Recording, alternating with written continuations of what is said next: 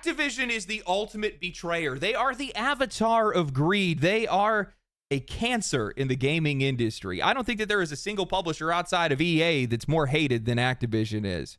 That's for a good reason, because these guys used to be the most celebrated publisher in the industry. They came out with some of the most beloved games in the history of the hobby, but now they're one of the ones that's the most responsible for the state that it's in today.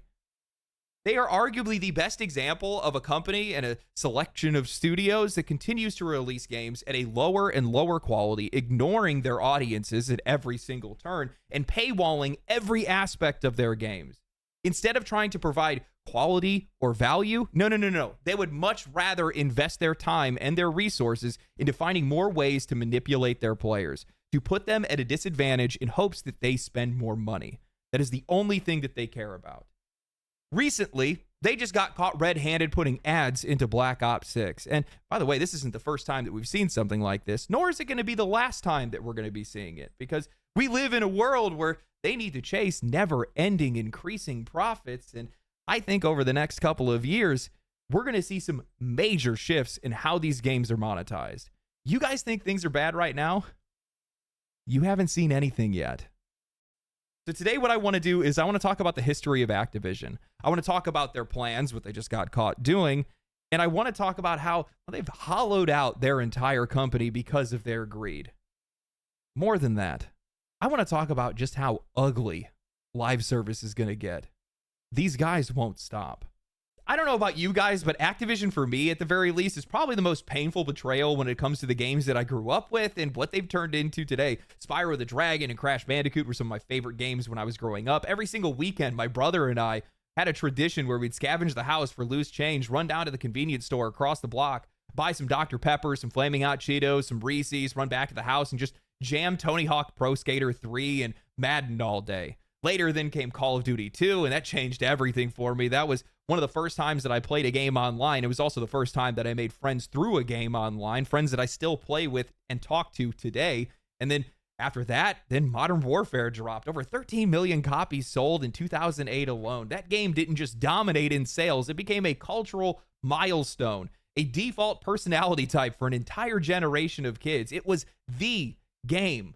After that, we got Guitar Hero, and I don't know if this is a universal thing, but where I grew up, Guitar Hero was like the party game. It didn't matter if you knew anyone. If that plastic guitar was plugged in, you were a part of that room. People would crowd around and watch, either heckling or awestruck by your skill. It was the social equalizer at the time. I would spend hours in my basement practicing expert mode just because I wanted to be good, because I needed to show off.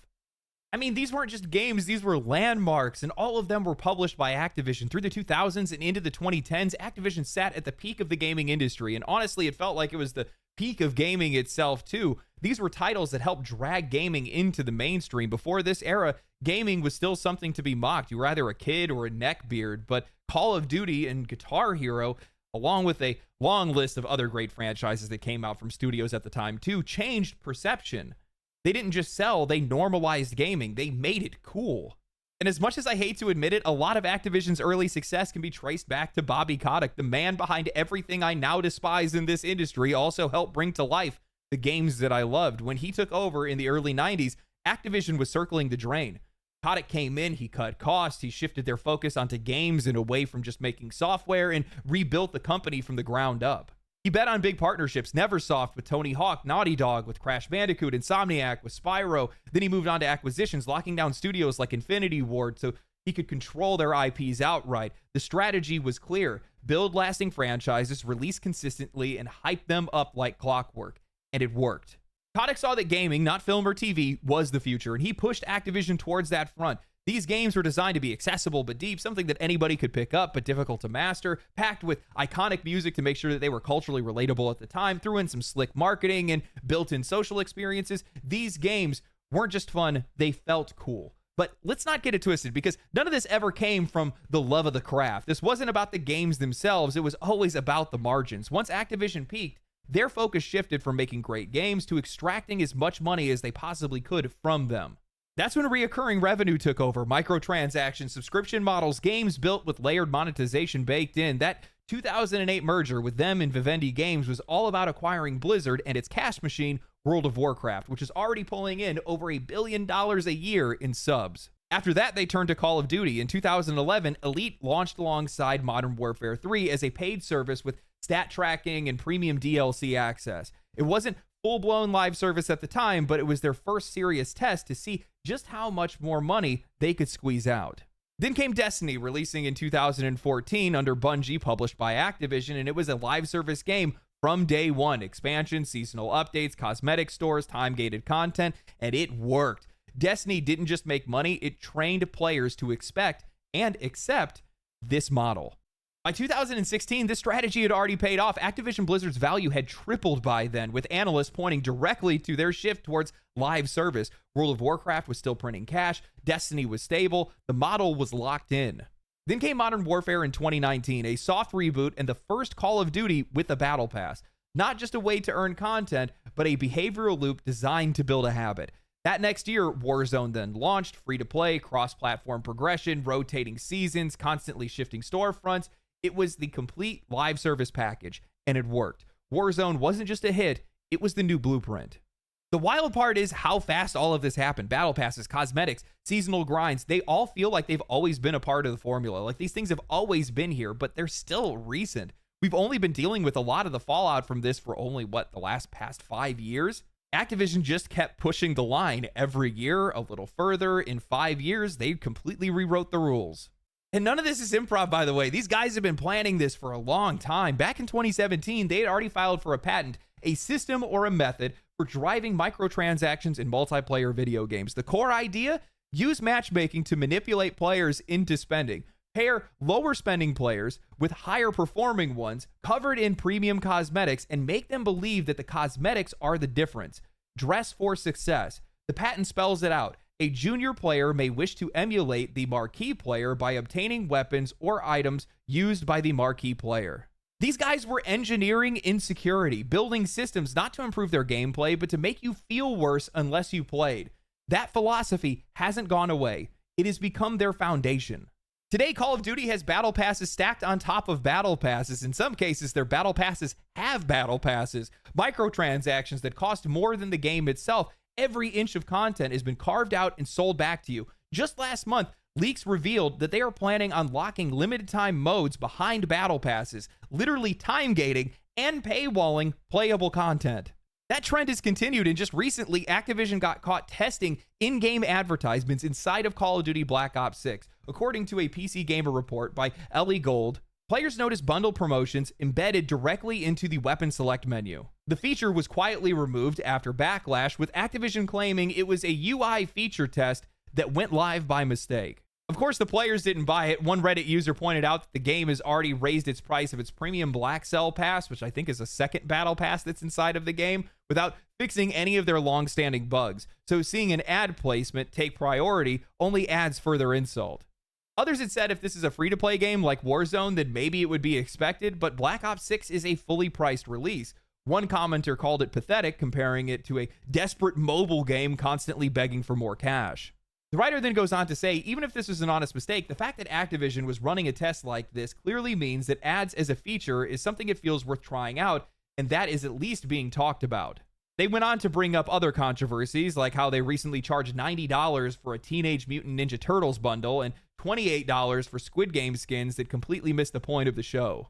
Now, what I think the writer misses, and what a lot of people probably just resigned themselves to at this point, is that this wasn't some accidental leak. It was a test. It was a proof of concept. Sure, a Reddit post got 1,000 upvotes. Oof, big deal. Activision was tracking something else entirely. How many people clicked on that ad in the loadout screen? That's the real metric here. This wasn't some placeholder code. These guys paid developers to build that UI, design that asset, and then wire it into the game. That is not a glitch. That's a roadmap. What's hilarious to me, and honestly inevitable at this point, is how these guys have basically just turned into Korean MMO developers. They have completely surrendered themselves to monetization. For the past 5 years, they have made more money than they know what to do with, yet all of their focus is on building more gateways to more spending. Yet in the process, they have torched their reputation and they have sacrificed the quality of the content itself. Black Ops 6 and Warzone just aren't good games to play anymore because they never take their foot off the gas. There was this brief moment where they had floated the idea of staggering Call of Duty releases, giving a little bit of time for the teams to be able to improve the engine and letting the players have some room to breathe as well. But that plan lasted for about 5 minutes before they just cranked out another Rush sequel. And it's not like the players haven't noticed. One of the Redditors had nailed it. They said that they would rather build out ad tech before fixing game-breaking issues. Performance is dipped in these games. Cheating is absolutely rampant. Whether it's modded controllers, soft hacks, or wall hacks, it's rare to play a full match, especially in Warzone, without running into somebody that's exploiting the game. And none of that ever gets fixed because there's never any time for it.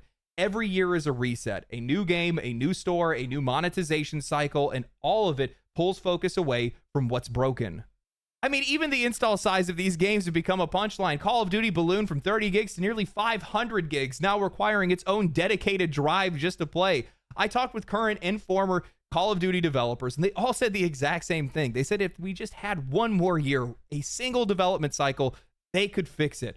But that year never comes, and every single new release buries the engine deeper under patchwork code and tech debt that nobody has the time to clean up. And now that's catching up to these guys. What I've been saying on this channel for the last couple of years now is happening in real time. You cannot ignore quality forever. Since Black Ops 6 launched, the series has hit its lowest player count in history. In March, 87% of the player base was gone. Even with its latest update, they're still down 77%.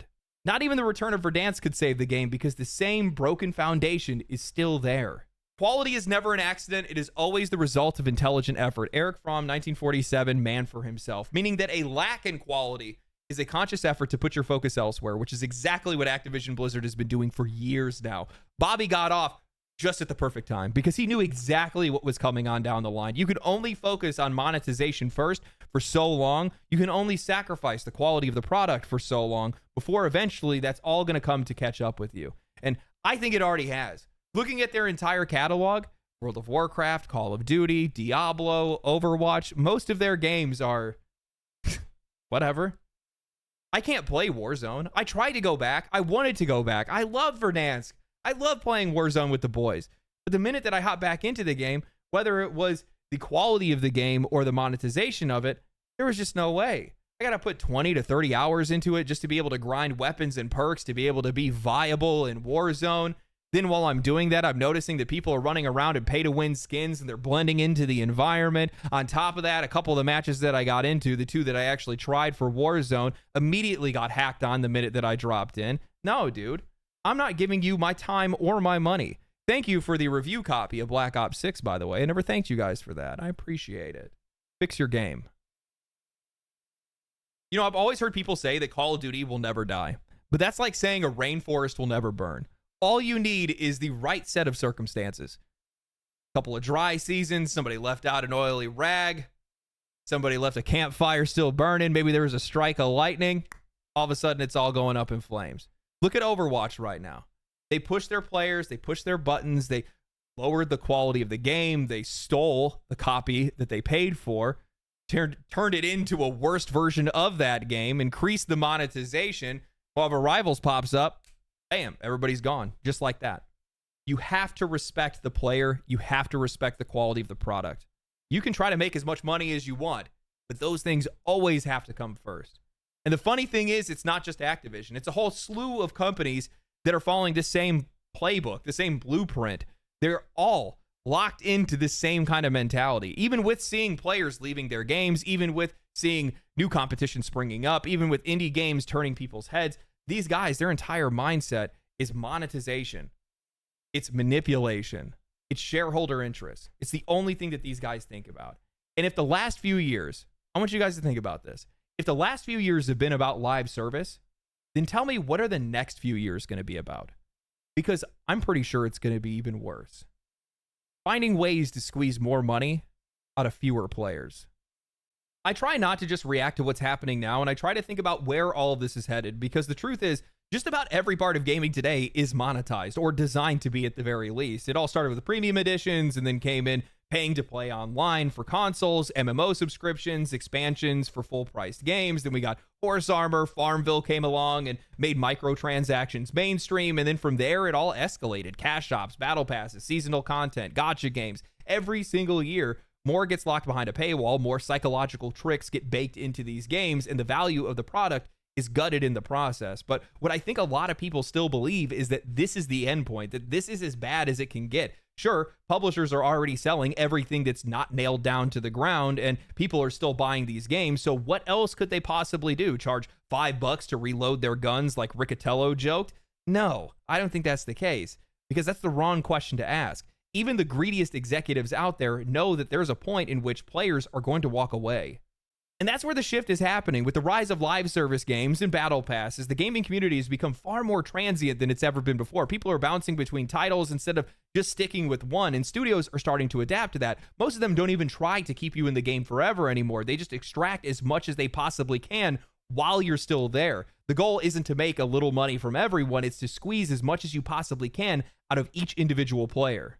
I mean, we've seen this play out for years with pay-to-win Korean MMOs and gacha games. The top-tier content is locked behind absurd paywalls. It doesn't matter how much time you invest into these games. If you're not spending, you are never going to reach some of those endgame modes, or at least not to the level that you would like to. And when players start to drop off, these games don't scale back. They double down. They stretch out the goalposts. They cater harder to those top spenders, and they shrink their audience just to the people who are willing to bankroll the entire system.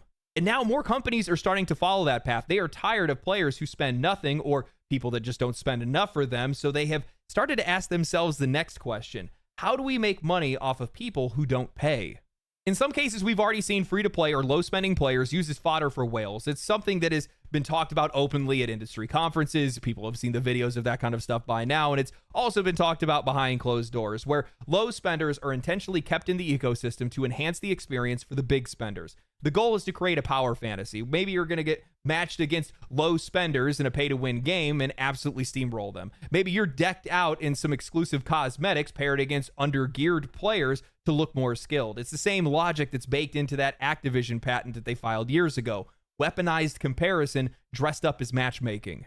But I think this is just the beginning, and where it's headed is even worse, because what Activision had showed off of their accidental in-game ad that was slipped into the Call of Duty loadout screen, that wasn't a glitch, that was a test. And more importantly, that is their next logical step: in-game ad space for revenue. If you guys remember, Ubisoft pulled the exact same stunt last year, pushing ads on the pause screen of Assassin's Creed. Xbox already hits you with a full screen ad the second that you power on the console, and right now, these ads are just for their own products: cosmetics, battle passes, other games, but that's just phase one. The real money is going to come in when they start selling it to third parties. And I really don't think that future is very far off. For the next 5 years, probably even sooner than that, we're going to start seeing brands like McDonald's, DoorDash, or Walmart embedded directly into loadout screens or menu interfaces, especially in free-to-play titles. According to eMarketer's report from January, global digital ad spending is expected to surpass $1 trillion this year, with 75% of it going to digital platforms. That is an ocean of cash, and the game industry is going to want in. We've already seen advertisements creep into every corner of our lives: social media, search engines, streaming platforms. Hell, Hulu and Netflix now offer ad-supported tiers just to squeeze more money out of the users who can't or won't pay full price. The game industry sees that model, and they're chasing it. Now, product placement in games isn't anything new. Sports games already rake in millions of dollars on branded content, and it works for those games because it adds authenticity. You want that inside of these arenas. PlayStation, on the other hand, their upcoming game Intergalactic already has branded placements from Porsche and other companies as well. But that's going to expand. My prediction is that we are going to see a massive wide industry pivot from games made for prestige, quality, and popularity to games being designed to maximize revenue per individual player. We're going to see single-player games lean harder into product placement, since traditional advertising is going to feel a little bit too intrusive for those games, at least for now. But multiplayer and live service games, those guys are going to be wide open. That's where we're going to see all the real-time ad integrations, dynamic billboards, loadout screens that are going to be sponsored by brands, anything that pushes the revenue needle forward. The biggest companies in this industry have already proven that they will sell their soul for an extra $10, but you can only raise the base price of games so much. You can only carve out so much of your content so many times before there's nothing left. But passive income is endless, and it's coming. You guys are going to hate me for bringing this up, and I hate to be the one to tell you, but I don't think it's going to end there. If anything, advertising is just one piece of what's coming. The other, something that these companies are working on, have already been quietly doing under the guise of moderation and improving your experience, is data harvesting. Right now, most of these companies collect your name, address, age, and gender by default, but it doesn't stop there. They collect play data, in-game behavior, decision-making tendencies. Basically, anything that can be tracked is being tracked. And we've already seen these guys getting caught. Microsoft was fined $20 million for collecting personal data from kids that were signing up for Xbox accounts. Epic was just hit with a staggering $520 million fine for Fortnite, not just for data collection, but using that data to build dark patterns targeting children into making purchases. Ubisoft, they're currently under investigation, facing an $85 million lawsuit for quietly harvesting data from single-player games. Now, there are supposed to be protections in place, but that only applies to kids under the age of 13 or when consent isn't given. That's the reason why these guys have been sued in the past. But let's be real here. Consent is just a checkbox that's buried under a wall of legalese that nobody's going to read. That's the reason why end-user license agreements are intentionally convoluted and written in bulk. They're not meant to inform you. They are meant to wear you down. Just click agree and let the data stream begin. And once they have that data, they can use it however they want. Sometimes it's just to personalize your experience, but that can mean anything. Skill-based matchmaking, behavioral targeting, feeding you the right offer at the right moment, silently running A/B tests on you in the background, creating blind focus groups without even telling you, or selling your data to third parties so they can fine-tune their ads to be even more effective. I think this is what passive income is going to look like for these companies in the coming years, or at least what their next monetization strategy is going to be. And I think this is where the industry is ultimately headed, because what is more profitable than players who don't pay, players who look, players who linger, players who keep their eyes on screen, and the more data they get, the more they can sell to them, either directly or through targeted engagement. Whether it's Ubisoft scraping play patterns or Call of Duty sliding in ads in their load screen, this is just the beginning. We're only in phase 1 right now. What comes next is just being tested, and most people won't even see it coming. I keep saying this, but these guys are just going to hand off this entire industry on a silver platter to this new generation of publishers and studios that have been turning heads over the past couple of years. The less you focus on the quality of your product and on your customers, the more likely that audience, those customers, are going to start walking away. And we've already seen that happen in a lot of games over the past couple of years. It's that old adage from Steve Jobs talking about the marketing team taking over and the product people having less influence. It's the only thing these guys understand. They only think about how to make money, how to make more money, how to get their product in front of more people. That's the only thing they think about, because they don't know how to build anything. Take it from somebody that went to school for marketing. It's the only thing that I understand. I wouldn't know anything about how to make a video game. I only know how to sell one more than anything else. While I think this is all inevitable, I don't think that it's going to be successful for these guys, because one of the things that they ignore is that all this monetization, baking ads into their games in the future, or the data harvesting, that only works in very specific ecosystems. Gaming is much more controlled by its audience. We are much more vocal and influential because gaming is an active hobby, not a passive one. When you watch something on Netflix, you're consuming. When you're searching for something on Google, you're retrieving. When you're scrolling through Twitter, you're reacting. Those are passive traits. Those are passive things that you're doing. When you are playing a game, you are directly interacting with it. You can directly feel drops in quality or manipulation or whatever it might be. We are experiencing those games, not just consuming them, which means that we will notice it, and we will talk about it, and we will push back on it. And that's what makes this thing difficult for those guys to actually be able to get through. You know, if an ad pops up on Google or Twitter, that doesn't destroy my experience. I barely even notice it. I just scroll past it. But if an ad popped up in my weapon loadout screen or my pause menu, that's going to take me out of the game. That is going to destroy my immersion. And as a result, players are going to consciously just not play those games. That's what the end result of that is going to look like. Some players are going to do it unconsciously. They're not even going to be paying attention to it. They won't even know why they stopped playing a game. And the reason why they did is because they were never in the game to begin with, because they kept seeing an ad or whatever it might be that took them out of the experience. And now they're not paying attention to the game anymore. It's not the path that I would go, but I know it's the path that these guys are going to try to run through. It's not going to end well for them. I'll tell you that right now. Again, this just goes to show the massive gap in priorities when it comes to AAA and indie publishers today, and indie studios as well. Because one side has only so much time, money, experience, and resources, and they only can pay attention to just the game. How does it play? Does it look cool? Are people going to be interested in this? That's the only thing that these guys can think about. They can't take all the time in the world to come up with all these monetization strategies. That's why if you guys have ever noticed an indie game that has tried to do the same monetization strategies as some of these AAA companies, they get pounded into the dirt. They don't stand a chance because they can't do it nearly as well, and players aren't expecting it either, which is a part of it as well. But yeah, the other side, the AAA side, these guys have lost touch. They don't even recognize the customer, and the only thing they can think about is growth and profitability. One side of this is sustainable, the other side is not. I'll let you guys take the time to figure that part out. Anyway, I hope you guys enjoyed the video. If you guys did enjoy the video, like the video, share the video, subscribe to the channel, follow me on Twitch, follow me on Twitter, and I hope you guys have a good day. Stay cool, stay righteous, stay safe. Catch you in the next one. Family, family, family, family.